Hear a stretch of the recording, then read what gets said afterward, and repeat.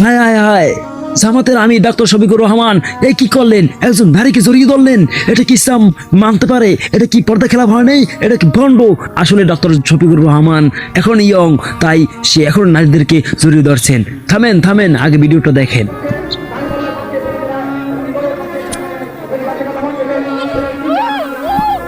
প্রিয় দর্শক, ভিডিওটা আপনারা দেখলেন এবং কি বুঝলেন? আমি এখন আমার কিছু ব্যক্তিগত প্রশ্ন আমি বলবো।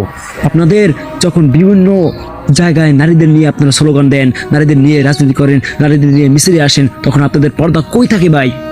তখন কি আপনাদের পর্দার ওইটা কি দাঁড়িয়ে ওঠে না? হ্যাঁ, যখন আমির একজন শহীদের মা, তার সন্তানকে, কত বড় একজন সন্তান, তাকে তখন ওই ছোটেছার পতনের সময় তাকে মেরে ফেলেছেন। সেই মা একজন অভিভাবক পেয়েছেন, কে? ডক্টর শফিকুর রহমানকে পেয়েছেন।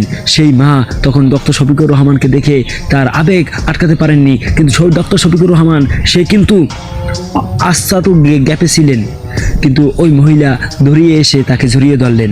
এখন আপনারাই বলেন, ওই মহিলাকে কি ধাক্কা দিয়ে সরিয়ে দেবেন? তাহলে তো আপনারাই বলতেন যে ডক্টর শফিকুর রহমান, হ্যাঁ, সে নারীদেরকে, সে যদি ক্ষমতায় আসে তাহলে নারীদেরকে কোনো মূল্যায়নই করবে না। হ্যাঁ, আবার এদিকে একজন মা, সে অনেক কষ্টে আছে। এটা তো ভাই হাদিসে আছে, আমাদের নবী তো করেছেন। হ্যাঁ, তাহলে এখানে আপনি কেন সমালোচনা করছেন ভাই?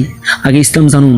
আপনারা ইসলাম জানেন না, পর্নোগ্রাফিতে আসক্ত হয়ে আপনাদের মন মানসিকতা এতটা খারাপ বানাচ্ছেন, যেটা একটা ভালো মানুষ যদি তাকে একজনকে জড়িয়েও ধরে, একজন দুঃখ করা কষ্ট মানুষ, সবাই এখানে কান্নারত অবস্থা আছেন, আমিরও কান্নারত অবস্থা আছেন, এবং কি ওই মহিলার স্বামী ওখানে পর্যন্ত ছিলেন। তাহলে ওইখানে সে ওই মহিলা জড়িয়ে ধরলেন, আবার জামাতের আমির ওই পুলিশকে সবাইকে জড়িয়ে ধরলেন। সেটা নিয়ে কেন কথা বললেন না? আপনারা সমালোচনা করেন কি এখন জামাতের আমির এটা করছেন, এতে পর্দার খেলাপ হচ্ছে, এতে ইসলামের বদনাম হচ্ছে। তাহলে আপনাদের কথা দ্বারা স্পষ্ট বোঝা যাচ্ছে যে জামাত একজন ইসলামিক দল, এতদিন ইসলামিক দলেই ছিল, আর আপনারা ইসলামিক দল না। আমার এইটাই কথা।